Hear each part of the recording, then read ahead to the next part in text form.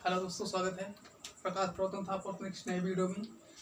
आपने फिजिक्स के second video में प्रकाश का परावर्तन तथा इसके नियम डिस्कस कर लिया था, अच्छे से समझा था क्या है होते हैं और उसके प्रकार क्या क्या होते हैं, उनको हमने अच्छे से डिस्कस कर लिया था।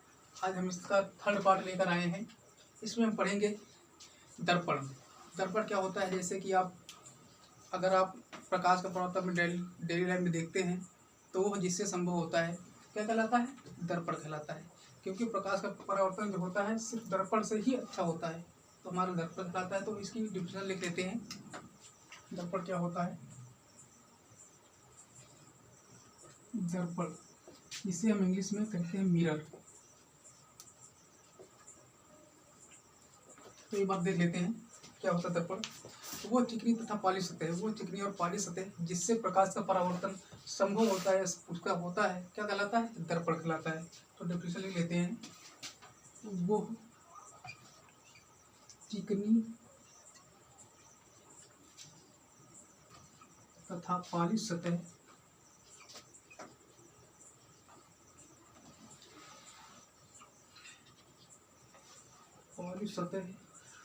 जिससे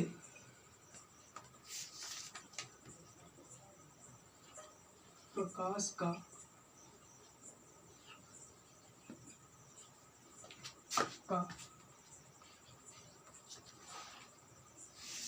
परावर्तन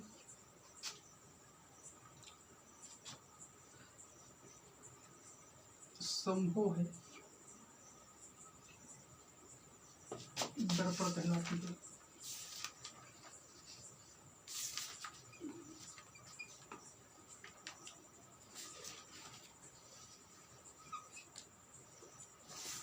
एक बार रिकॉल कर लेते परिभाषा इसकी। वो चिकनी तथा पाली सतह जिससे प्रकाश का परावर्तन संभव है क्या कहलाती है, हमारी दर्पण कहलाती है।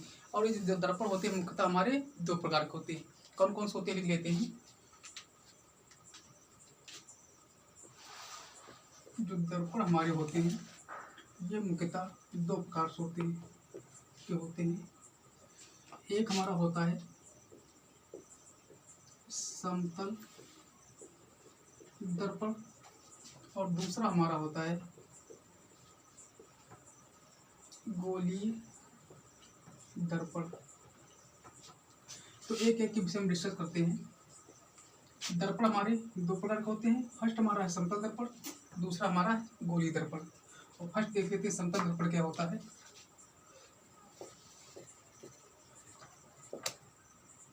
समतल दर्पण समझ लेते हैं इसको। देखिए, समतल दर्पण आप सब अपने घरों में अपना चेहरा देखने के लिए सुबह यूज करते हैं। समतल दर्पण क्या होता है? वो दर्पण जिसका परावर्तक पृष्ठ समतल होता है, बिल्कुल प्लेन होता है, वो क्या कहलाता है, हमारा समतल दर्पण कहलाता है। जैसे आपको दिखा देते हैं, समतल दर्पण रखा मेरे पास।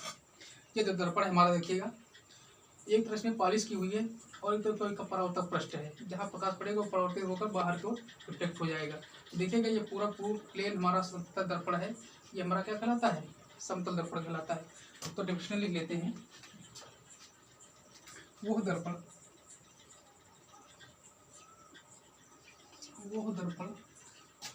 जिसका परावर्तक पृष्ठ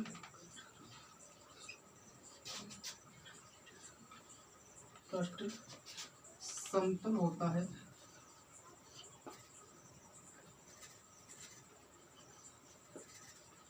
समतल दर्पण कहलाती है।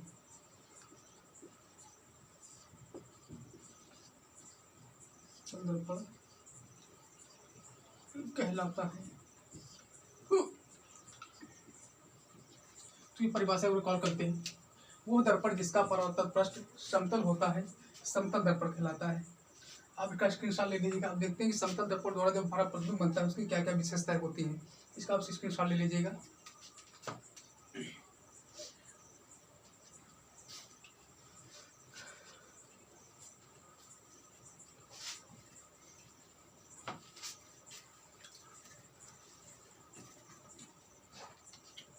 नेक्स्ट हमारा समतल दर्पण द्वारा समतल दर्पण द्वारा बने प्रतिबिंब की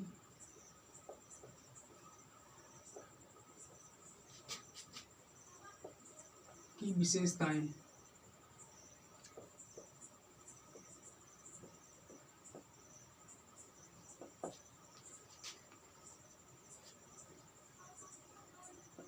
देख लेते हैं कि समतल दर्पण द्वारा जो हमारे प्रतिबिंब बनते हैं उनकी क्या क्या विशेषताएं होती हैं।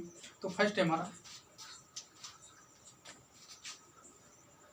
देखिएगा, समतल दर्पण में जो प्रतिबिंब बना बनता है वो सदा सीधा होता है और जिसमें हमारा प्रतिबिंब दिखता है वो सीधा आभासी होता है। इसको अभी हम लिख लेते हैं, इस बार समझाते क्या होता है। समतल दर्पण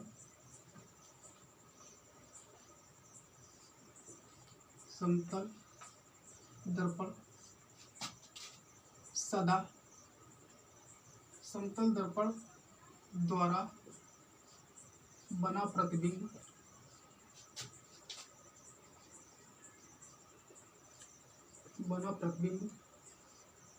सदा सीधा और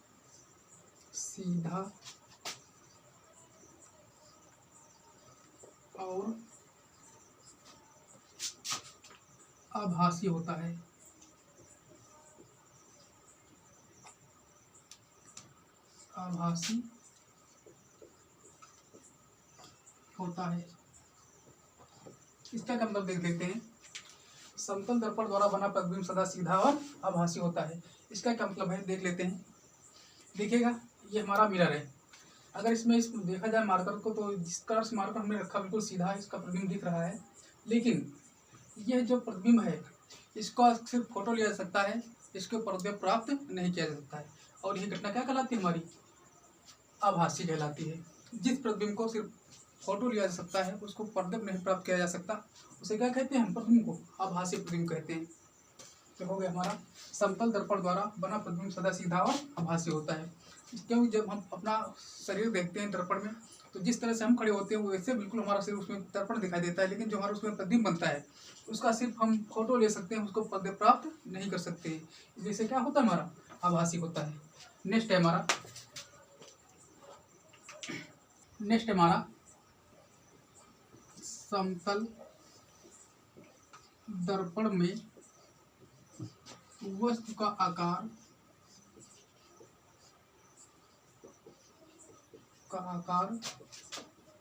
प्रतिबिंब के समतल दर्पण में वस्तु का आकार प्रतिबिंब के आकार के बराबर होता है। समतल दर्पण में वस्तु का आकार प्रतिबिंब के आकार के बराबर होता है। इसका क्या मतलब समझ लेते हैं। समतल दर्पण में वस्तु का आकार प्रतिबिंब के आकार के बराबर होता है।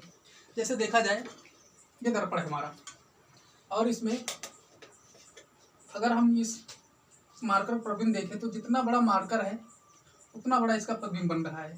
तो इससे ये स्पष्ट होता है कि जो समतल दर्पण होता है उसमें जो प्रतिबिंब का आकार होता है वो वस्तु के आकार के बराबर होता है। नेक्स्ट है हमारा,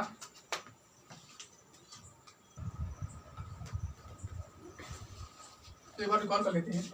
समतल दर्पण में प्रतिबिंब दर्पण के पीछे उतनी ही दूरी पर बनता है कितनी दूरी पर वस्तु के सामने, दर्पण के सामने वस्तु रखी होती है। इसका क्या मतलब है देख लेते हैं।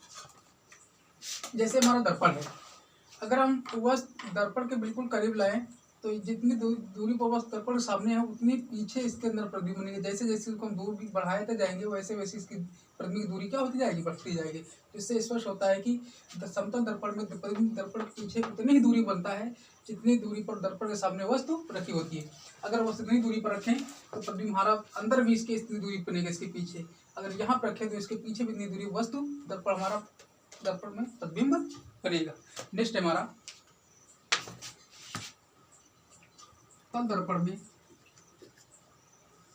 समतल दर्पण में प्रतिबिंब पार्श्व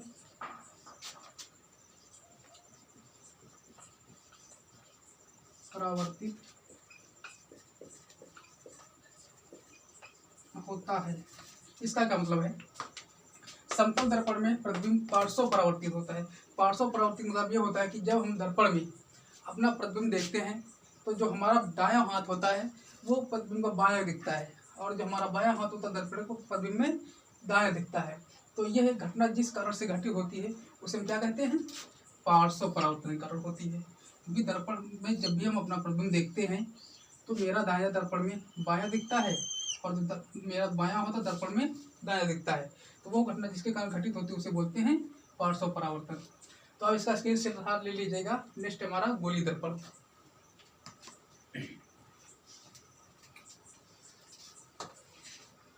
तो इस प्रकार से हमारे समतल दर्पण की विशेषताएं खत्म होती हैं। इस प्रकार से हमारा प्रतिबिंब समतल दर्पण में बनता है।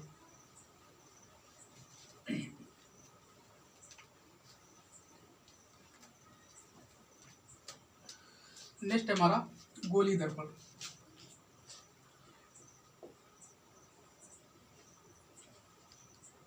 गोलीय दर्पण स्फेरिकल मिरर।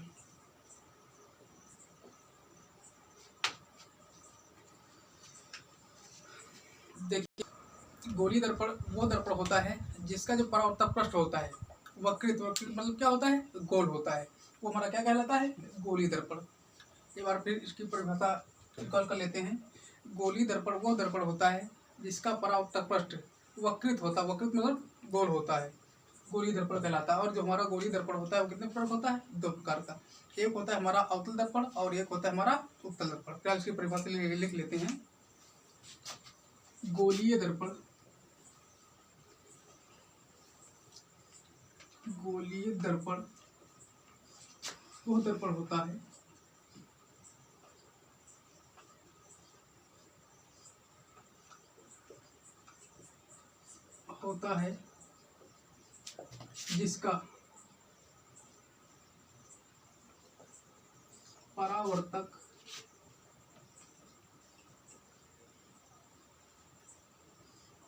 जिसका परावर्तक पृष्ठ वक्रित होता है।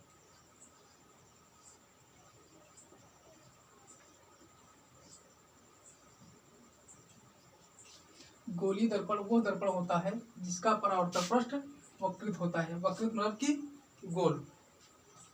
और यह दर्पण हमारा कितने प्रकार होता है? दो प्रकार का।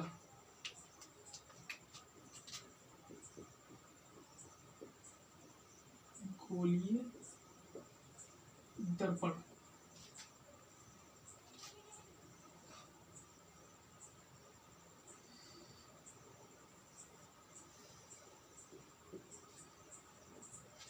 फर्स्ट हमारा होता है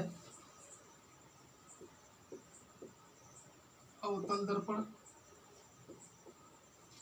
सेकंड होता है हमारा उत्तल दर्पण। इसका आकार या तो इस प्रकार से होगा। जो अवतल दर्पण होता है उसके उभरे हुए भाग पर पॉलिश होती है, और जो परावर्तक भाग होता है वो अंदर की ओर दबा हुआ होता है। मान लेते हैं एमिन हमारा क्या है? अवतल दर्पण। और जो उत्तल दर्पण होता है उसके धसे हुए भाग पर पॉलिश होती है, और जो उभरा हुआ भाग होता है वो हमारा परावर्तक होता है। मान लेते हैं हमारा ये एमिन है, ये हमारा है उत्तल दर्पण, और ये हमारा है अवतल दर्पण। अवतल दर्पण में जो भाग अंदर की ओर दबा हुआ होता है उससे प्रकाश किरणें आती हैं तो परावर्तित होकर बाहर की ओर निकल जाती हैं। तो ये हमारा अवतल दर्पण होता है। उत्तल दर्पण क्या होता है? जो उभरा हुआ भाग बाहर को निकला होता है वो चिकना पृष्ठ होता है, और उस पर जब प्रकाश किरणें आती हैं तो वो परावर्तित होकर के दूसरी तरफ निकल जाती हैं। तो ये हमारा उत्तल दर्पण है, ये हमारा अवतल दर्पण। जैसा कि आप अपना चम्मच प्रयोग करते होंगे, जो चम्मच जिससे हम खाना खाते हैं, जो चम्मच का अंदर वाला धंसा हुआ भाग होता है वो अवतल दर्पण भाग व्यवहार करता है, और जो चम्मच का ऊपर उभरा हुआ भाग होता है निचले वाला वो हमारा उत्तल दर्पण का व्यवहार करता है। तो आप इसका स्क्रीनशॉट ले लीजिएगा। अब इसके प्रकार लिखते हैं क्या क्या होता है।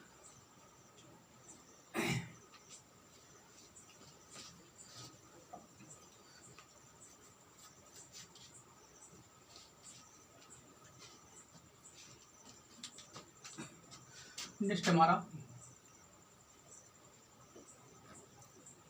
अवतल दर्पण।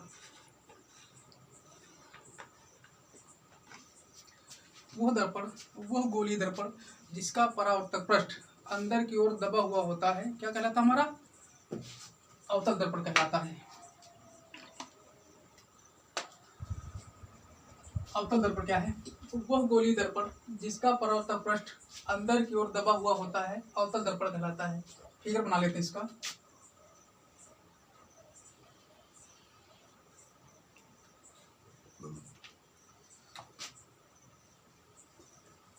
अगर देखा जाए इसके बाहरी वाले भाग पर जो भाग हमारा उठा हुआ है उस पर अगर पॉलिश कर दी जाए तो जो अंदर वाला भाग होता है वो परावर्तक पृष्ठ होता है। अगर देखा जाए तो ये हमारा परावर्तक पृष्ठ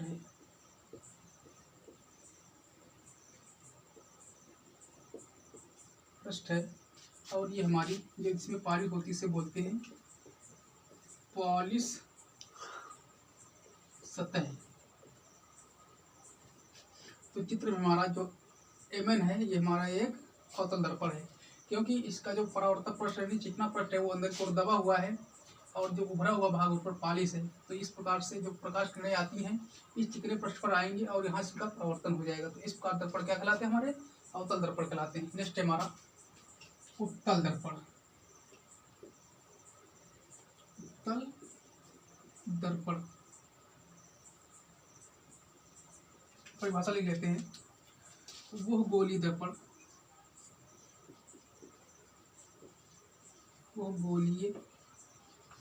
दर्पण जिसका परावर्तक पृष्ठ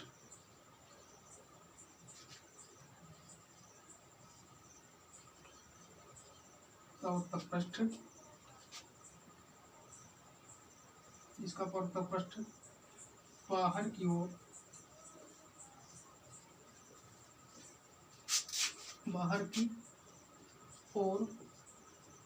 उभरा हुआ होता है।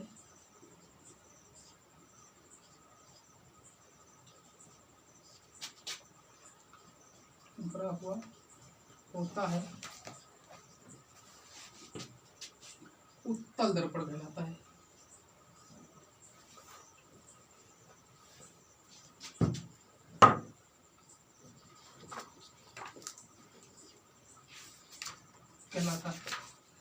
अगर इसका फिगर बनाया जाए तो इसका फिगर हमारा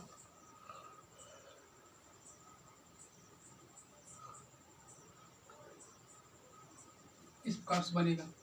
इसका जो अंदर भाग धंसा हुआ होता है उस पर पॉलिश की होती है जिसे बोलते हैं पॉलिश सतह। और जो हमारा ये चिकना पृष्ठ जो भरा हुआ होता है इसे बोलते हैं परावर्तक पृष्ठ। ये हमारा परावर्तक पृष्ठ है जिससे प्रकाश किरणें का परावर्तन होता है। और ये हमारी है पॉलिश सतह। मान लेते हैं ये हमारा इसका एम सिरा है और ये हमारा एन सिरा है।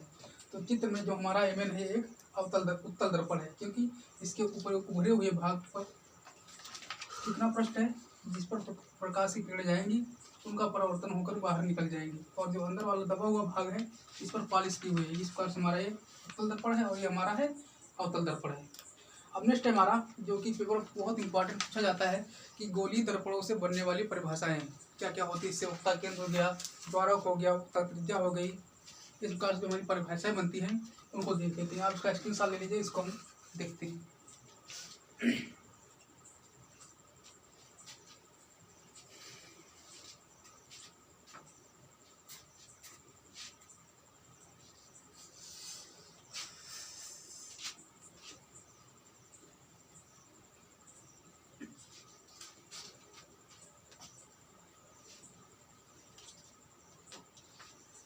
नेक्स्ट हमारा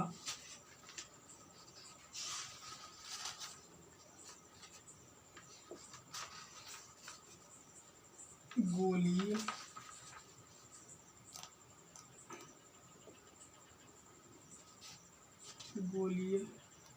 दर्पणों से और गोलीय दर्पण हमारे कौन कौन से, उत्तल और अवतल। गोलीय दर्पणों से बनने वाली महत्वपूर्ण परिभाषाएं। देख लेते हैं इसकी महत्वपूर्ण परिभाषा में कौन कौन सी है।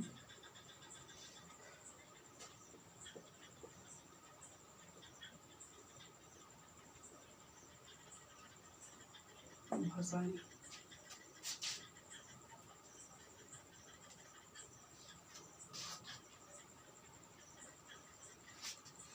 गोलीय दर्पण बनने वाली महत्वपूर्ण परिभाषाएं।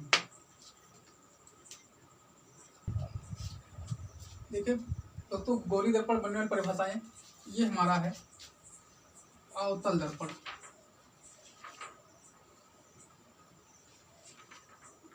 और ये हमारा है उत्तल दर्पण।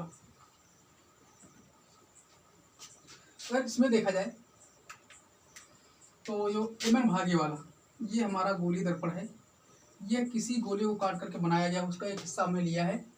इतने में अगर प्रकाश किरणें हमारी आपतित होंगी, इस तरफ से प्रकाश किरणें हमारी इस वाले अंदर वाले पृष्ठ पर आपतित होंगी, तो यह किरणें गोलीय दर्पण से यानी कि अवतल दर्पण से टकरा करके दूसरी तरफ क्या हो जाएंगे, हमारी परावर्तित हो जाएंगी। तो ये हमारा क्या कहलाएगा, अवतल दर्पण। इस दर्पण में क्या है, उभरे हुए भाग पर जो एमएन है, ये हमारा यहाँ से यहाँ तक गोलीय दर्पण है। और ये हमारा क्या कहलाता है, परावर्तक पृष्ठ कहलाता है। अगर इस परावर्तक पृष्ठ पर प्रकाश किरणें आपतित होंगी तो यह किरणें दर्पण से परावर्तन पश्चात दूसरी दिशा में चली जाएंगी। तो ये जो हमारा एमएन है, ये क्या कहलाता है, दर्पण का द्वारक कहलाता है। अगर इस द्वारक से प्रकाश किरणें आपतित होंगी तो ये परावर्तित होकर के दूसरी दिशा में परावर्तित हो जाएंगी। तो लिख लेते हैं, फर्स्ट हमारा होता है द्वारक।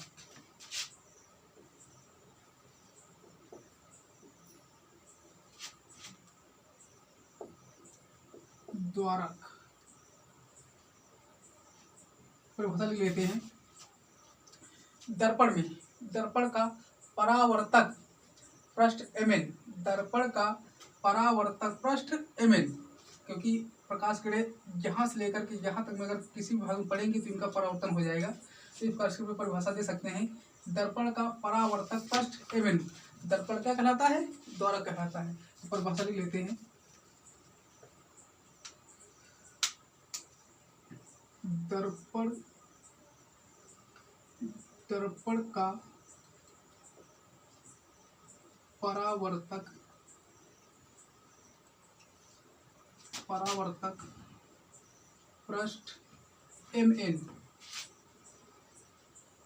एमएन द्वारक कहलाता है। एक बार फिर कॉल कर लेते हैं।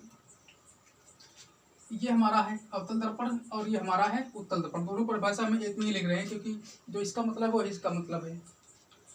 दर्पण का परावर्तक पृष्ठ एमएन, दर्पण का परावर्तक पृष्ठ एमएन। उत्तल दर्पण में दर्पण का परावर्तक पृष्ठ एमएन, अवतल दर्पण में दर्पण का परावर्तक पृष्ठ एमएन। दर्पण का द्वारक कहलाता है।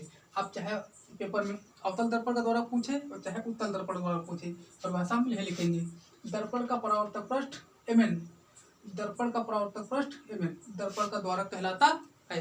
नेक्स्ट हमारा देखिएगा, अगर इस गोले को हम इस प्रकार से पूरा करें और इस गोले को हम इस प्रकार से पूरा करें, तो जितना ये परावर्तक पृष्ठ है ये किसी गोले का भाग है। ये जो हमारा परावर्तक पृष्ठ है ये भी किसी गोले का भाग है। तो इस गोले का जो हमारा केंद्र होगा यहाँ पे होगा, इसको प्रतीक किसे करेंगे, सी से सेंटर। इसका भी ये केंद्र होगा हमारा, इसको किसे रिप्रेजेंट करेंगे, सी से। तो ये गोले का पूरे केंद्र है और ये भी पूरे गोले का केंद्र है।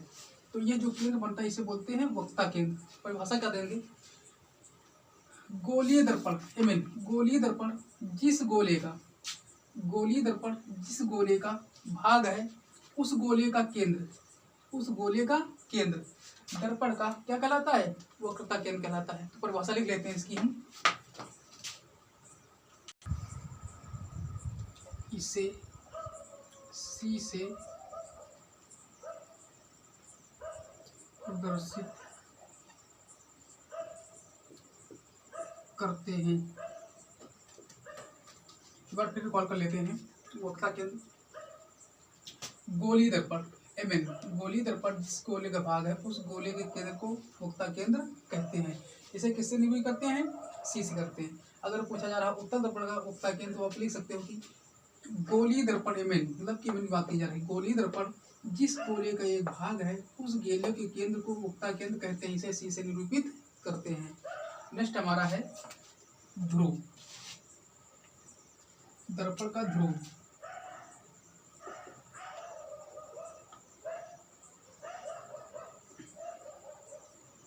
इंग्लिश बोलते हैं इसे पोल, और इसको बोलते हैं centre of curvature, centre of curvature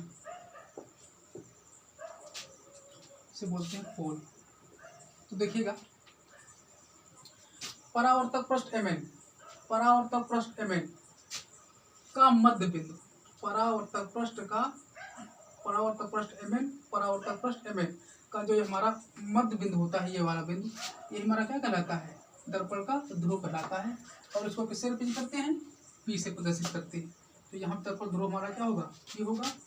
और ये भी दर्पण ध्रुव हमारा क्या होगा? पी होगा। परिभाषा ले लेते हैं।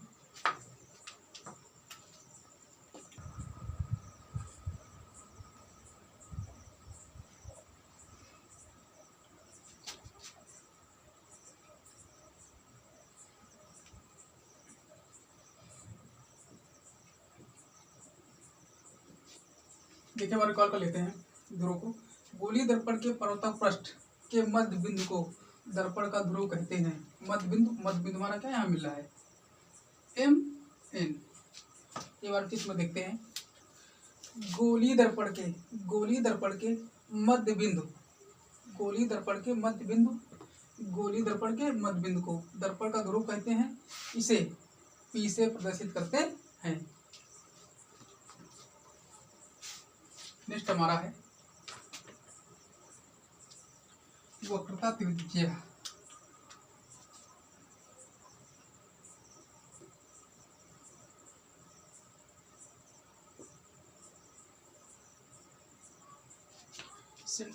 Radius of curvature.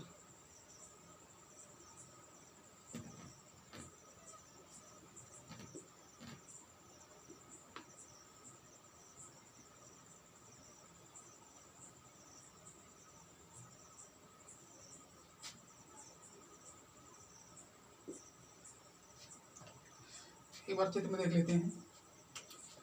गोलीय दर्पण एमएन, गोलीय दर्पण एमएन जिस गोले का भाग है, गोलीय दर्पण एमएन जिस गोले का भाग है उस गोले की त्रिज्या दर्पण की वक्ता त्रिज्या कहलाती है। और इस वक्ता त्रिज्या को हम किससे निरूपित करते हैं? कैपिटल आर से प्रदर्शित करते हैं। तो यहाँ पर जो हमारी पीसी है दर्पण की वक्ता त्रिज्या। एक बार फिर रिकॉर्ड कर लेते हैं। गोलीय दर्पण जिस गोले का भाग है, गोलीय दर्पण जिस गोले का भाग है उस गोले की त्रिज्या दर्पण की वक्ता त्रिज्या कहलाती है। इसे कैपिटल आर से प्रदर्शित करते हैं। तो परिभाषा इसकी लिख लेते हैं।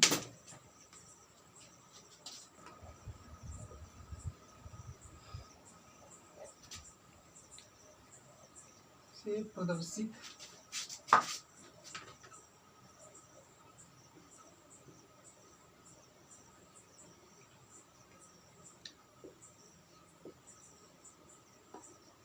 एक बार फिर कॉल कर लेते हैं। गोलीय दर्पण जिस गोले का भाग है उस गोले की त्रिज्या दर्पण की वक्ता त्रिज्या कहलाती है। इसे कैपिटल आर से प्रदर्शित करते हैं। क्लियर में देख लेते हैं।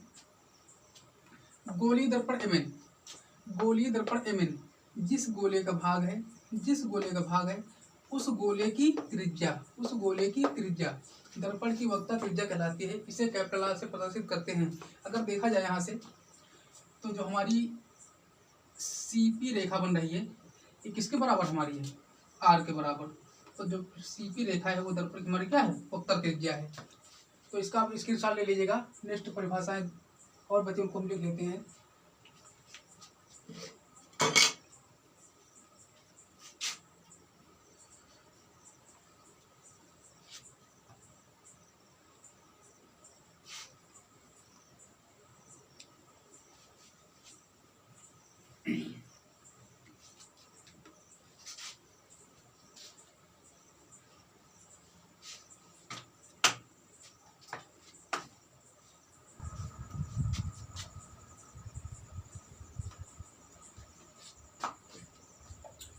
नेक्स्ट हमारा मुख्य अक्ष 5,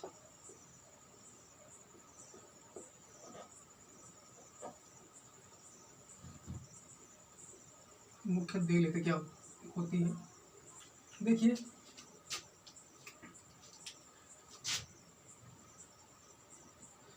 गोलीय दर्पण के वक्ता केंद्र और ध्रुव से गुजरने वाली, गोलीय दर्पण के वक्ता केंद्र और ध्रुव से गुजरने वाली सीधी रेखा दर्पण क्या कहलाती है? मुख्य अक्ष कहलाती है। अगर देखा जाए तो जो ये रेखा हमारी दर्पण के वक्ता केंद्र और ध्रुव से गुजर रही है, और ये भी हमारी दर्पण के वक्ता केंद्र और ध्रुव से गुजर रही है, तो ये रेखा हमारी क्या कहलाएगी? मुख्य अक्ष कहलाएगी। तो लिख लेते हैं दर्पण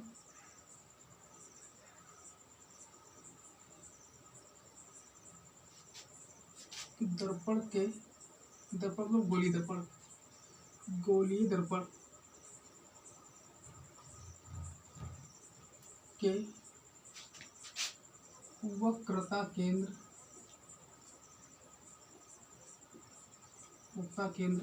तथा ध्रुव से गुजरने वाली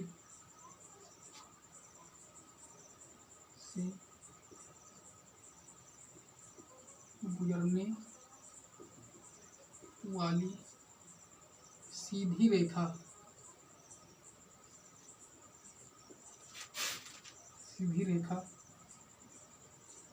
मुख्य अक्ष कहलाती है।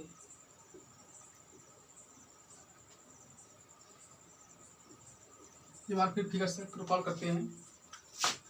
गोलीय दर्पण के वक्रता केंद्र C और ध्रुव P, गोलीय दर्पण के वक्ता केंद्र C और ध्रुव P से गुजरने वाली सीधी रेखा दर्पण क्या कहलाती है? मुख्य अक्ष कहलाती है। नेक्स्ट है हमारा मुख्य फोकस।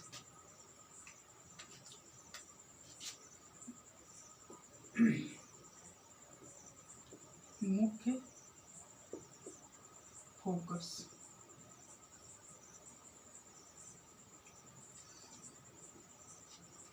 देखिए मुख्य फोकस क्या होता है? ये हमारी मुख्य अक्ष है। मुख्य अक्ष के समांतर आपतित प्रकाश की किरणें, मुख्य अक्ष के समांतर आपतित प्रकाश की किरणें, मुख्य अक्ष के समांतर आपतित प्रकाश की किरणें अवतल दर्पण में, मुख्य अक्ष के समांतर आपतित प्रकाश किरणें अवतल दर्पण से परावर्तन पश्चात जिस बिंदु पर मिलती हैं वो दर्पण का मुख्य फोकस कहलाता है, और इसे कैपिटल F से प्रदर्शित करते हैं।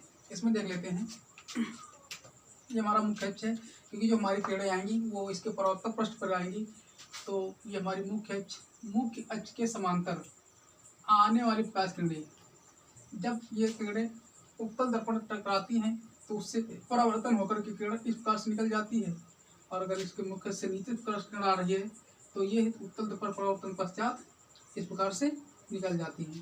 तो परिभाषा क्या देंगे? मुख्य अक्ष के समांतर आपतित प्रकाश किरणें उत्तल दर्पण में परावर्तन के पश्चात, अगर ये किरणें वास्तव में तो इधर जा रही हैं और ये किरण वास्तव में इधर जा रही हैं, अगर इसको हम जबरदस्ती इस प्रकार से पीछे को ऐसे ऐसे करके बढ़ाएं और इसको भी हम जबरदस्ती ऐसे करके बढ़ाएं, तो ये जिस बिंदु पर वास्तव में मिलती नहीं है, मिलती हुई प्रतीत हो रही, इनको मैंने जबरदस्ती मिलाया है, वास्तव में लग रहा है किरणें हमारी यहाँ से आ रही हैं, तो मिलती हुई प्रतीत होती हैं, तो यही जो बिंदु होता है हमारा दर्पण का मुख्य फोकस कहलाता है। तो मुख्य फोकस उत्तल दर्पण का हम अलग लिखते हैं और अवतल दर्पण का अलग लिखते हैं। फिर आप पहले अवतल दर्पण समझिएगा।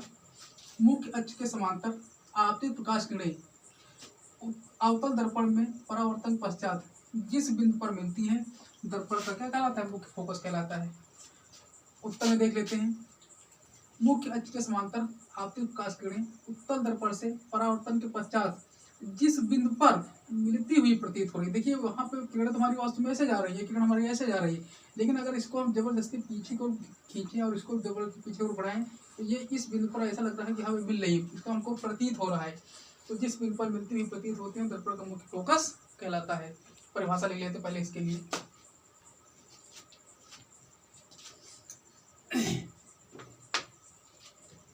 मुख्य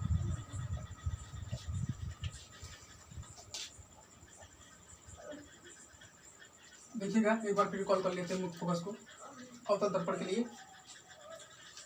मुख्य अक्ष के समांतर आपतित प्रकाश किरणें, मुख्य अक्ष के समांतर आपतित प्रकाश किरणें अवतल दर्पण से परावर्तन के पश्चात जिस बिंदु पर मिलती हैं अवतल दर्पण का मुख्य फोकस कहलाता है।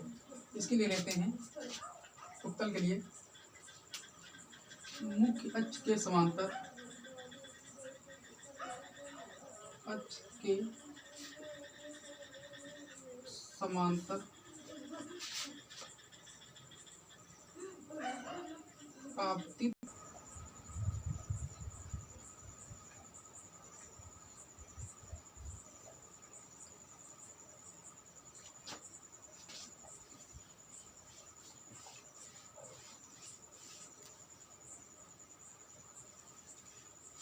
पर फिर कॉल कर लेते हैं।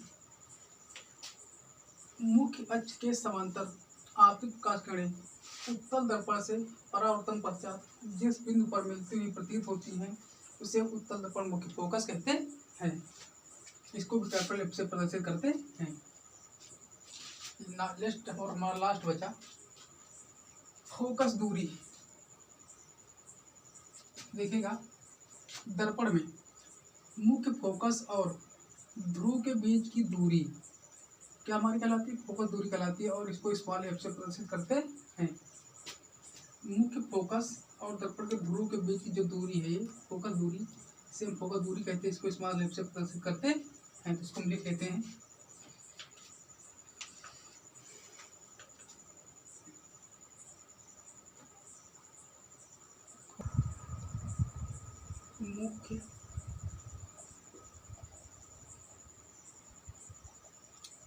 मुख्य फोकस व ध्रुव के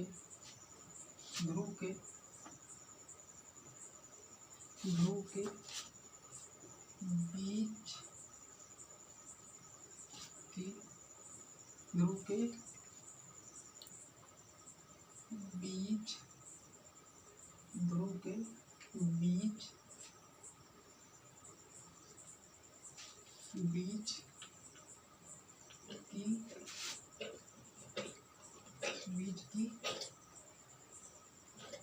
दूरी